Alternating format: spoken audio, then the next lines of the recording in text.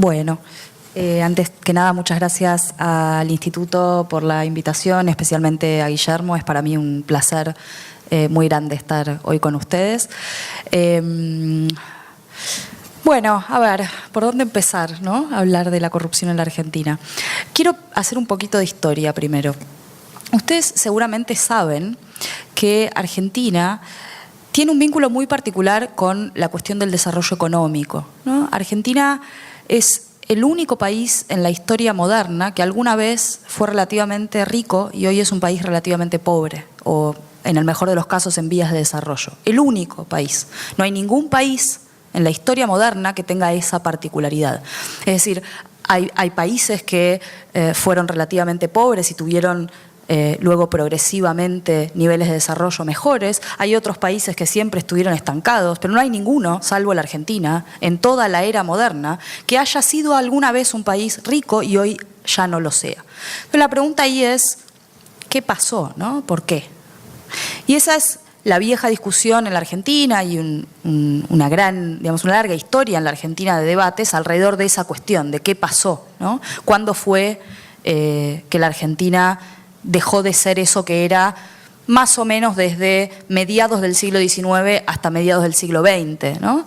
La historia de la convergencia y la divergencia. Hay muchos estudios entre los historiadores económicos, los politólogos, las politólogas, que muestran cómo la Argentina se parecía entre más o menos 1850 y algún momento entre 1913 y 1929, se parecía mucho a países como Estados Unidos, Canadá, Australia. ¿Por qué la comparación con esos países? Bueno, básicamente porque también eran colonias, porque eran países que tenían similares relaciones entre territorio y población, ¿no? Y si uno mira las curvas de crecimiento de la Argentina y de esos países, si uno mira el PBI per cápita que tenía la Argentina y esos países en ese siglo, en esos 100 años más o menos, bueno, iban parejos, ¿no? Y en algún momento la Argentina se empieza, uno mira la curva, literalmente uno mira el gráfico y la Argentina se empieza a escapar.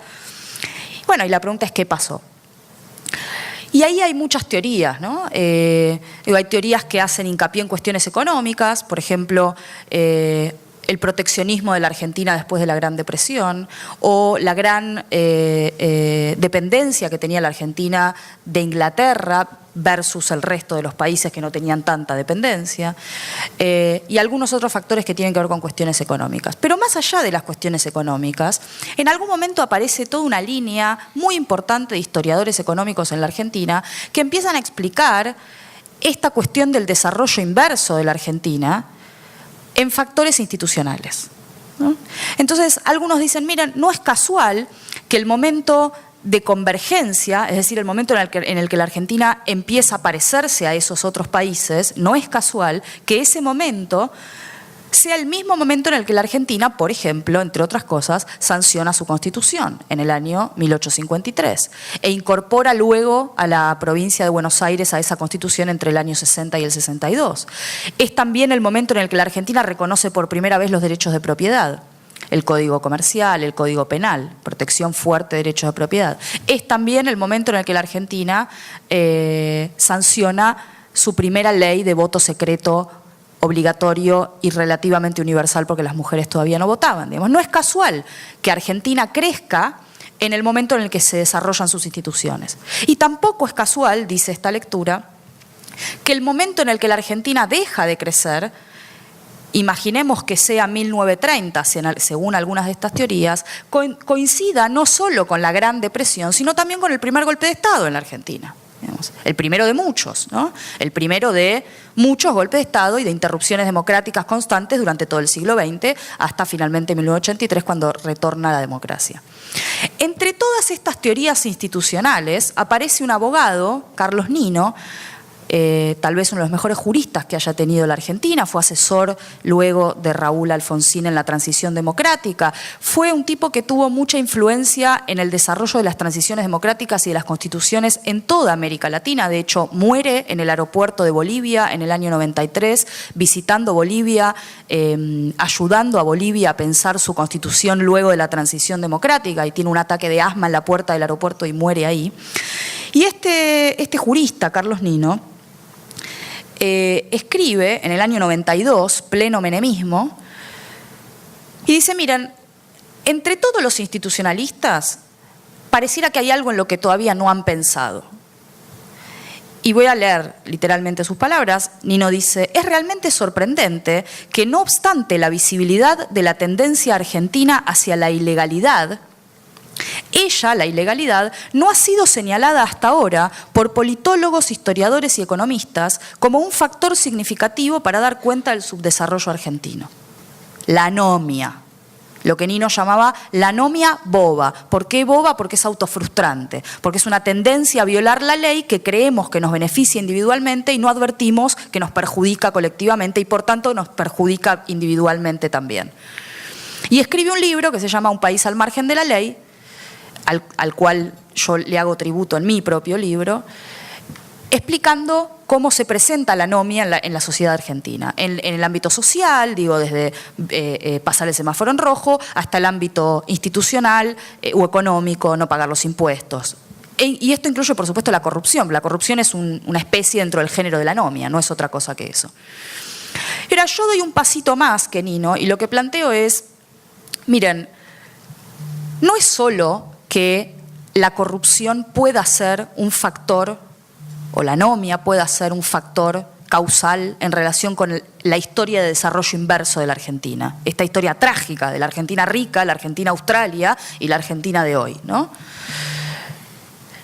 No es solo eso, planteo yo en este libro. Lo que yo creo es que el subdesarrollo argentino y la corrupción comparten las mismas causas institucionales. Cuando uno va a mirar qué explica el subdesarrollo económico y qué explica la corrupción, pues miren, son los mismos factores, ¿no? La inestabilidad política, el corporativismo en el sector empresario, el hiperpresidencialismo, es decir, la inmensa concentración de poderes que tienen los presidentes en la Argentina, desde que Alberdi, quien pensó la Constitución argentina, quiso terminar con años y años de anarquía y dijo: necesito un monarca constitucional. Y en vez de mirar la Constitución estadounidense, el modelo presidencial que agarró fue el de Chile, porque coyunturalmente tenía que terminar con la anarquía y dijo: necesito un monarca constitucional. El hiperpresidencialismo, la inestabilidad política, el corporativismo, el autoritarismo. Y cuando digo todo esto que yo estoy diciendo y que estoy hablando de Argentina, podríamos aplicarlo prácticamente a cualquier otro país de América Latina. La violencia política. Esos factores que explican el subdesarrollo de la Argentina, bueno, también explican la corrupción. Pero si esto es así, si la corrupción argentina, y donde cuando yo diga Argentina tachen y escriban América Latina o el país de América Latina que a ustedes más les interese, si la corrupción en la Argentina está arraigada en procesos de desarrollo más profundos de nuestro país, que no arrancaron, no comenzaron hace 3 días, no comenzaron en 2003 con los Kirchner, no comenzaron en 1989 con Menem, comenzaron hace 200 años, mis estimados amigos y amigas. Comenzaron hace 200 años y se vienen construyendo de manera cada vez más sofisticada hace 200 años, cuando la Argentina se fundó como nación. Si esto es así, y yo creo que es así, pues entonces tengo malas noticias. Y las malas noticias son que no vamos a poder atacar la corrupción en la Argentina ni en ningún otro país de la región sin resolver eso que está ahí abajo, esos factores institucionales más profundos. Susan Rose Ackerman, que es una profesora economista, profesora de la Universidad de Yale, fue mi directora de tesis, tiene una frase que a mí me parece que es muy gráfica. Lo que ella dice es: miren, la corrupción no es la enfermedad, es el síntoma, es la fiebre. Es el síntoma de otra cosa, como el subdesarrollo económico es el síntoma de otra cosa. El problema no es ese, el problema no es la corrupción, el problema es lo que está abajo. Entonces la corrupción en la Argentina, la corrupción estructural es como si fuera un árbol. Y uno dice: mire, tengo este árbol y necesito sacarlo. Y bueno, ¿sabe qué? Es una secuoya que está hace 200 años, como las secuoyas en el bosque de San Francisco, y necesito sacarlo porque es un problema. Y entonces vienen los políticos y el poder judicial y demás, y lo que hacen es, le cortan un poco las hojas, le remueven un poco la tierra, le sacan alguna que otra rama, meten preso a alguno, ¿no? Quiebran alguna rama y la corren. Y ¿saben qué? El árbol sigue ahí, porque está agarrado al piso. Entonces lo que hay que hacer es sacarlo de raíz. Y en ese sacarlo de raíz, y esto, atención a esto, es muy probable que se rompa el piso, porque es imposible sacar una secuoya que está hace 200 años sin romper el piso, sin romper la estructura institucional del sector público, pero también del sector privado, ¿no?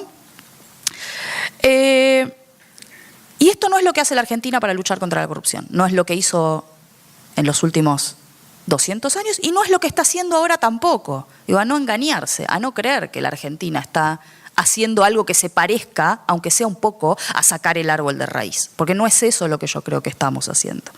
¿Qué es lo que hace la Argentina históricamente con la corrupción? Y de nuevo, cuando digo Argentina, tachen Argentina y escriban el país que les guste de la región. ¿Qué es lo que hace la Argentina con la corrupción? Hace dos cosas. Por un lado, perdemos mucho tiempo y energía en una discusión absolutamente inútil entre dos prejuicios. Por un lado, un prejuicio hacia el sector público. Entonces, algunos desde una vereda dicen, miren, ¿saben qué? El problema de la corrupción es un problema del Estado. Donde hay Estado que interviene, que se mete, que interviene en la economía, que quiere regular las relaciones entre los privados, que quiere convertirse en un empresario, digamos. Si hay capitalismo de Estado, a la Kirchner, pues habrá corrupción. Es un problema del Estado. Y de la otra vereda, de la vereda enfrente, se dice exactamente lo opuesto. Miren, dicen del otro lado, la corrupción no es un problema del Estado, la corrupción es un problema del mercado. Entonces, si hay capitalismo, pues hay corrupción. Por debajo de esto hay otras traducciones más concretas. Por ejemplo, ¿quién tiene la culpa? En la causa de los cuadernos, que es una causa de la que seguramente van a hablar Paula y Claudio, muy actual hoy en la Argentina y que involucra a buena parte de los funcionarios de los gobiernos kirchneristas, pero también involucra a los grandes ganadores de la obra pública en la Argentina de los últimos, no 12, no 20, no 30, de los últimos 60 años. Cuando aparece esa causa, algunos dicen, bueno, pero ¿quién tiene la culpa? Entonces, de un lado del mostrador, unos dicen, o de la grieta, si se quiere, para hablar de una palabra que está muy de moda en la Argentina, de un lado de la grieta, algunos dicen, miren, el problema son los funcionarios, son los políticos, los empresarios son víctimas. Los empresarios son víctimas de unos funcionarios, unos políticos venales que quieren hacerse de dinero. Y bueno, y entonces, si usted es un empresario y quiere hacer negocios en la Argentina, no hay otro modo de hacerlo que no sea pagando una coima. Si usted es una multinacional que viene a la Argentina a hacer una inversión, pues tiene que pagar una coima, no porque usted quiera, sino porque así funciona la Argentina. El problema son los políticos, estos políticos venales que se quieren llenar los bolsillos y extorsionan a estos pobres empresarios que lo único que quieren es hacer negocios y dar trabajo y ayudar a que la economía de la Argentina prospere. Esta es una versión de la historia. Y del otro lado está justamente la opuesta, que dice, no, pero para nada. El problema son los empresarios. Los empresarios hace 60 años que hacen negocios de esta manera y estos buenos políticos que quieren hacer cosas fantásticas por la patria y que quieren terminar con la pobreza y que quieren ayudar a que la economía prospere, pues necesitan dinero para financiar sus campañas políticas. Y para conseguir eso tienen que entregarle contratos a estos malditos empresarios que exigen para financiar las campañas políticas que les den algo a cambio, algo usualmente ilegal. Entonces el problema no son los políticos, el problema son los empresarios. Bueno, ¿saben qué? Son prejuicios, de ambos lados son prejuicios. Y esto también deriva en una cuestión que está muy de moda hoy en Argentina y en la región, especialmente en Brasil, que se plantea desde este socialismo siglo XXI o estos gobiernos que se autodenominan gobiernos de izquierda o progresistas o que se autodenominan, que es esta idea de, miren, la lucha contra la corrupción es una excusa de la derecha para esmerilar o voltear gobiernos nacionales y populares. Esto se dice mucho hoy en día en la Argentina. Y en Brasil también, el sociólogo brasileño Emir Sader, que escribe en Brasil y que también es muy replicado en la Argentina, tiene este tipo de planteos, ¿no? Que es, miren, esta idea de la guerra jurídica, el lawfare, ¿no? Acuden a este concepto pensado en Estados Unidos para un contexto completamente distinto, para decir, la derecha norteamericana, el imperialismo, los medios de comunicación concentrados, los conservadores usan la corrupción y ahora lo que hacen es usar los tribunales de justicia, como antes acudían a los militares durante el siglo XX, ahora en lugar de golpear las puertas de los cuarteles, acuden a la justicia para inventar causas penales contra los funcionarios de gobiernos nacionales y populares, Dilma Rousseff, Lula, Cristina Kirchner, etcétera, para hacer aquello que no logran hacer a través del voto. Esto se dice hoy en la región. Bueno, prejuicios, todo es prejuicios de un lado, pero también del otro. Digamos, no es cierto en absoluto que la lucha contra la corrupción necesariamente sea una lucha de la derecha contra gobiernos nacionales y populares. Más bien lo contrario, la corrupción como agenda global, la agenda global de lucha contra la corrupción nace a mediados de los 90, justamente no contra gobiernos nacionales y populares, sino más bien todo lo contrario. Collor de Mello en Brasil, Carlos Menem en Argentina, Fujimori en Perú, Berlusconi en Italia. No, miren, no era la agenda de la derecha. Para nada. Y tampoco es cierto que la corrupción sea esencialmente un producto del capitalismo. Basta con mirar Venezuela, basta con mirar la China comunista. Digo. Entonces, pareciera que la corrupción estructural no tiene nada que ver con si el Estado es muy grande o muy chico, con cuál es el modelo económico, con cuál es el modelo político. Y bueno, yo estudié la historia de la corrupción en la Argentina, hice como una arqueología de la corrupción desde la colonia hasta ayer en la Argentina, y lo que encontré fue esto, digamos. No tiene nada que ver. Lo que yo llamo la máquina de la corrupción es absolutamente inmune a los modelos económicos, es absolutamente inmune a si incluso tenés un gobierno democrático o una dictadura, es absolutamente inmune a si la ideología del gobierno de turno es de derecha o es de izquierda. Basta con mirar los dos grandes momentos de mayor corrupción del siglo XX en la Argentina, o de la última parte del siglo XX en la Argentina, de la segunda mitad del siglo XX en la Argentina, que fueron los gobiernos de Menem y de Kirchner, para advertir que con modelos económicos opuestos la corrupción puede florecer de la misma manera. Entonces, prejuicios. Sin embargo, la Argentina todos los días gasta energía y tiempo en esta discusión, todos los días. Esto se advierte, uno lee los diarios y está ahí, uno mira la tele y está ahí. Es una discusión entre prejuicios, el mercado o el Estado. No, ni el mercado ni el Estado, los dos. Digamos. Es una máquina, es un plato, la corrupción en la Argentina, del que comen todos. Los políticos, los empresarios, los sindicalistas, los periodistas, los abogados, los jueces, los fiscales. Quien crea que la corrupción es un problema que los buenos vienen a resolver, digamos, entonces uno tiene un mal y entonces trae a los buenos, que son los jueces y los fiscales que vienen a resolver ese mal, es muy ingenuo. Digamos. Los jueces y los fiscales forman parte del problema. Por eso no se resuelve en tribunales, digamos. Ni se va a resolver nunca en ese lugar, porque comen de ese plato. Y por eso es tan difícil de resolver este problema. Por eso no basta con cortar las ramas y por eso nadie quiere sacar el árbol de raíz, porque nadie se corta sus propias manos. Todos comen de ese plato y nadie quiere dejar de comer. Esto es una de las cosas entonces que hace la Argentina, perder el tiempo en esos prejuicios. ¿Estoy bien de tiempo?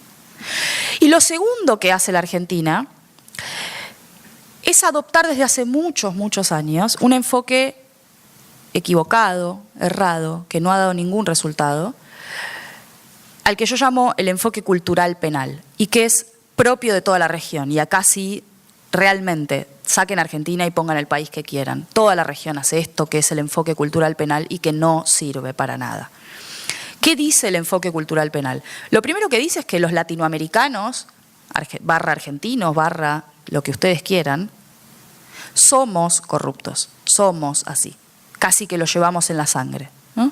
Lo heredamos, en nuestro caso, de la corona española o lo aprendimos luego, pero en cualquier caso son conductas, son hábitos, valores sociales compartidos que por lo tanto son muy difíciles o imposibles de modificar, porque los cambios culturales, como sabemos, son muy difíciles de lograr, casi imposibles. Entonces, ¿cuáles son las respuestas, cuáles son las soluciones que se plantean frente a este diagnóstico? Diagnóstico que yo, por cierto, creo que es equivocado. No creo que los argentinos ni los latinoamericanos seamos necesariamente corruptos, para nada. Pero, digamos, si este es el diagnóstico, entonces, ¿qué hago? ¿Cómo lo resuelvo? Bueno, las recetas, históricamente, y siguen siendo las mismas hoy en día, en toda la región, son dos. Lo primero que hago, dicen quienes adoptan este enfoque, lo primero que hay que hacer es, bueno, lo que se hace para lograr un cambio cultural, ¿no? ¿Qué sé yo? Movilizaciones populares, mejorar la instrucción cívica en las escuelas. Algunos incluso dicen, hay que votar honestos. La solución para la corrupción, ¿saben cuál es? Votar gente honesta. Yo quiero decir, alguien que me explique qué significa eso, digamos. Primero, ¿cómo hago para saber cuando alguien es honesto? Segundo, aun si yo pudiera identificar a los honestos, alguien que me explique cómo van a ser los honestos para conducir un país que es estructuralmente corrupto. Y lo tercero es, aun cuando yo pudiera identificarlos, ¿Cómo se traduce eso en el voto, digamos? Quien sostenga esto, yo creo que no tiene ningún conocimiento de lo complejo que es, desde el punto de vista de la teoría de la decisión racional, el acto de votar. El acto de votar es un acto complejo desde el punto de vista volitivo a nivel individual, porque nadie vota solo por un punto, por un tema, por un interés. Nadie vota y dice, bueno, voy a votar a los honestos. Uno vota por un montón de factores que tienen que ver con otras cuestiones, la seguridad, la economía, lo que fuere. Y además el acto de votar es un acto volitivo complejo porque es un acto colectivo. No voto yo sola, votamos todos nosotros, supongamos. Entonces yo no sé lo que van a votar ustedes. Entonces cuando voto yo también voto suponiendo lo que ustedes van a votar. Entonces no hay modo de resolver el problema de la corrupción votando gente honesta. No es una solución. Me acuerdo, había un libro muy famoso en la Argentina en los años 90 que escribió un periodista, abogado y profesor, en su momento visitante en la Universidad de Harvard, Mariano Grondona, que se llamó La corrupción, donde él hacía estos planteos, tenía un decálogo de respuestas, y una de las cosas que decía que había que hacer era estas movilizaciones populares. Y Mariano Grondona decía en ese momento, año 92, decía, miren a Brasil, era el momento del impeachment a Collor de Mello. Entonces decía, vean lo que hace Brasil, argentinos, eso es lo que tenemos que hacer, así lo van a resolver. Por supuesto, yo que tengo el diario del lunes, Mariano Grondona lamentablemente ha fallecido, pero yo que tengo el diario del lunes, podría decirle a Mariano, mire Mariano, no funcionó. ¿Sabe qué? Pasaron 25 años, Mariano, y Brasil sigue teniendo los mismos problemas de corrupción estructural que tenía en el 92. De hecho, en Lavallato se explica, digamos, los problemas de contrataciones públicas estructurales que tuvo Brasil y que explican en Lavallato fueron los mismos que explicaron en su momento los contratos de Collor de Mello. Entonces, evidentemente las movilizaciones populares tampoco van a resolverlo. Y la otra receta es la parte penal, digamos. ¿Qué hago yo cuando tengo una conducta disvaliosa y no la puedo resolver? ¿Qué hago? La castigo, digamos, la sanciono. Entonces esto es lo que hace la región, esto es lo que hace la Argentina. Corremos detrás de los hechos de corrupción con lo que yo llamo el garrote torpe del derecho penal, como el de los picapiedras, con el palo, el garrote torpe, siempre torpe del derecho penal, a ver si cazamos a alguno, ¿no? A ver si le pegamos a alguno, lo metemos preso, en el mejor de los casos lo metemos preso. ¿Y cómo le va a la Argentina haciendo eso? Bueno, le va muy mal, ya lo va a explicar en detalle Claudio, pero algunos datos. En la Argentina las causas de corrupción demoran en promedio 15 años. En promedio, pueden demorar 20 o 25, en promedio 15 años. Solo el 8% de los casos de corrupción llegan a juicio, a la etapa de juicio. Argentina tiene todavía un sistema procesal penal inquisitivo, no se parece en nada al que ustedes conocen en los Estados Unidos, digamos. Hasta que llega la etapa de juicio, primero hay una etapa escrita en la que se investiga y luego llega la etapa de juicio. Hasta que llega la etapa de juicio pueden pasar en promedio una década y solo el 8% llega al momento del juicio, que es donde se define si una persona es inocente o culpable. Y solo el 2% tiene condena, solo el 2% de los casos de corrupción en la Argentina tiene condena. Entonces, ¿cómo hacemos esto de correr con el garrote del derecho penal? Muy mal, lo hacemos somos horribles, somos tal vez de los peores de la región haciendo esto. Pero mi punto es otro, de esto ya va a hablar Claudio, pero mi punto central es otro. Aún si lo hiciéramos bien, aún si Argentina tuviera el sistema penal más eficiente y honesto de América Latina, de todas maneras no serviría para nada. ¿Por qué? Porque el sistema penal se activa por naturaleza cuando los hechos ya ocurrieron. Cuando los hechos ya ocurrieron es tarde.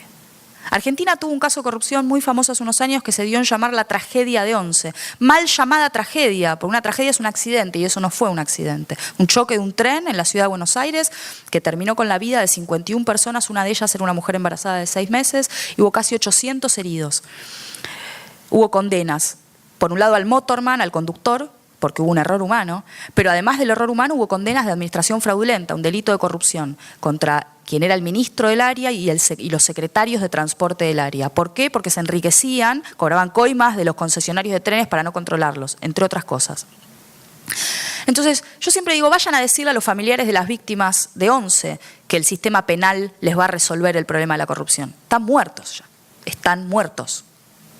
Entonces, y en ese caso, en el caso de la tragedia de Once, ese es un buen ejemplo, porque hubo condenas en apenas 4 años, para el promedio de 15 que les conté hace un rato.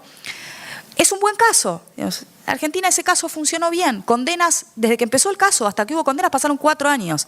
Y sin embargo eso no resuelve nada. Lo que tenemos que preguntarnos es qué vamos a hacer para que no haya otra tragedia de 11. O qué vamos a hacer para que no haya otros 12 años de kirchnerismo y de corrupción explícita como la que tuvo la Argentina. Porque ¿saben qué? Antes del kirchnerismo tuvimos 10 años de menemismo, lo que pasó más o menos lo mismo. Y no hicimos nada después de eso. Digamos, yo creo que Argentina... después del menemismo, digamos, en el año 99, perdió una oportunidad histórica de atacar estructuralmente el problema de la corrupción, de empezar a pensar cómo hago para prevenir estos hechos. Y como no lo hizo, como desaprovechó esa oportunidad, bueno, después tuvimos los 12 años de kirchnerismo. Pero el punto central es, esto no empezó en el 2003, esto no empezó en el 89 y tampoco se termina cuando se van. Porque de nuevo, no es un problema de personas, este no es un problema de manzanas podridas, no es que se van los Kirchner y se terminó el problema. Es un problema estructural. Solo voy a dar algunos datos de a qué me refiero con cuestiones estructurales, además de lo que ya mencioné sobre el hiperpresidencialismo o el corporativismo, que es muy propio también de América Latina. Estos grupos de interés que se enquistan para obtener beneficios del Estado a costa de los ciudadanos, ¿no? Pero solo un dato. Argentina hace obra pública con una ley de 1947. Y es el único país de toda América Latina, junto con Venezuela, que no tiene una ley para comprar bienes y servicios. Hacemos compras de bienes y servicios por un decreto que dictó un presidente en el año 2001, porque los presidentes pueden legislar, digamos, por decreto.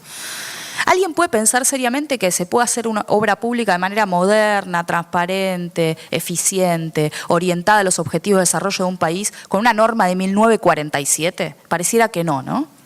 Cuando uno mira los últimos 30 años de la Argentina, y con esto cierro, la mitad de los grandes casos de corrupción de los últimos 30 años se explican por algún agujero en el sistema de contrataciones públicas y de obra pública. Es decir, ustedes me dicen un caso y yo les voy a explicar, en relación a ese caso, cuál es el agujero, a dónde estaba el agujero en el sistema por el cual se coló el hecho de corrupción. No es que sea un problema de personas. Y los agujeros siguen estando ahí, digamos, nadie los ha tapado. Entonces, los Kirchner se van, pero los agujeros quedan. Entonces, quedamos a la buena de Dios, dependiendo de que quienes gobiernan sean realmente honestos, ¿no? Para que los hechos no se repitan. Ahora, si llegara a gobernar en algún momento alguien que no fuera honesto, y tampoco sabemos si quienes gobiernan ahora lo son, los agujeros están ahí para ser aprovechados por quien así lo desee. Muchas gracias.